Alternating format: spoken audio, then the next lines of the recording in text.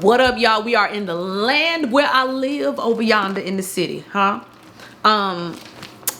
We back at it. This morning I prayed and I said, God, what you want me to read? And he took me to Hebrews 11, and I'm gonna just read up until 11 and kind of talk about that just a little bit.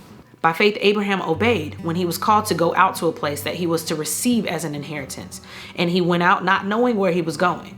By faith, he went to live in the land of promise, as in a foreign land, living in tents with Isaac and Jacob, heirs with him of the same promise. For he was looking forward to the city that has foundations, whose designer and builder is God. By faith, Sarah herself received power to conceive, even when she was past the age, since she considered him faithful who had promised. I'm gonna stop right there, because this morning I stopped right there and was like, wait a minute. How did she make the Hall of Fame of faith when she literally laughed at the Lord? So 3 men came to Abraham. I'm gonna just kind of skim. Verse 9, it says, where's Sarah your wife? She's in the tent. I'll surely return to you about this time next year, and Sarah your wife shall have a son.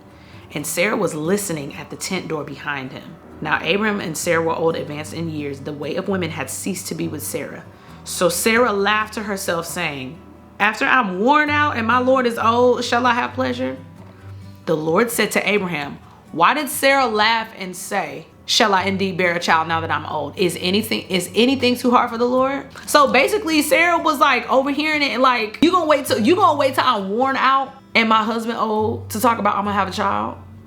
So then the Lord says, hey, why your wife laughing like I can't do it? Like I said, I'm gonna be back next year and Sarah gonna have a kid. Then Sarah's like, I ain't say that. Baby lied and was like, I ain't laugh. And the Lord says, oh, but you did. When I tell you that would have embarrassed me so bad. Anyway, I'm still shocked that she made the Hall of Fame of faith because of that situation alone. What's crazy to me and beautiful at the same time is that God will allow us to laugh at his plans, bring them to pass, and then commend us for having the faith that was necessary for that promise. And maybe it was that they would not be able to handle Isaac, would not be able to carry out the parenting necessary for Isaac without stronger faith.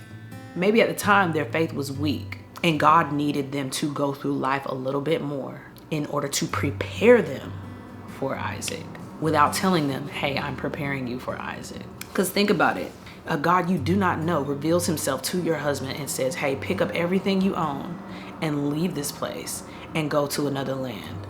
I'm not going to tell you what the land is, but I just need you to walk and I'll show you when you get there. As they're walking, they go through Egypt. Your husband, scared that Pharaoh's going to kill him, says, hey, tell him you're my sister so that he doesn't kill me. And Pharaoh takes you in anyway. So now you in with the king, you in there with the king. And he does that to her twice. And that trend, that pattern actually follows his son and his grandson too. Your nephew gets kidnapped. You had to rescue him. The Lord comes to your husband again in a vision and says, as many as the number of the stars shall your offspring be. So now you all excited. You like, we finna have a whole bunch of kids. We finna have a big family. Like God is gonna bless us exponentially. It's gonna be incredible.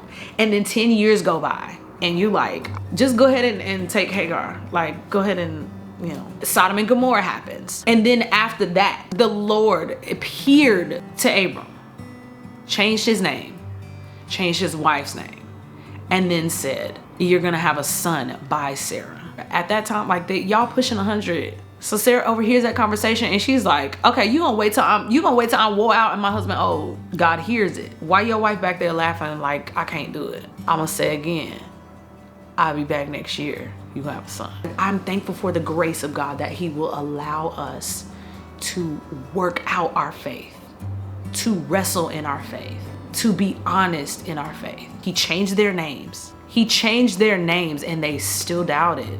Yes, you changed my name, but I haven't fully become what you have named me.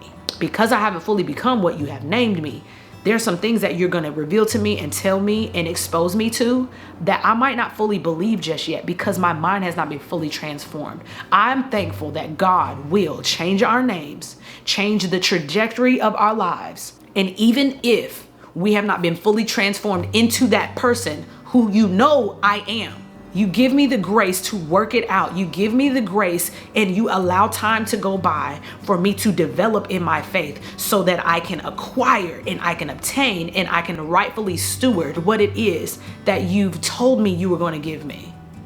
I'm grateful for a God like that. I'm grateful to serve and love and commit my life to a God like that.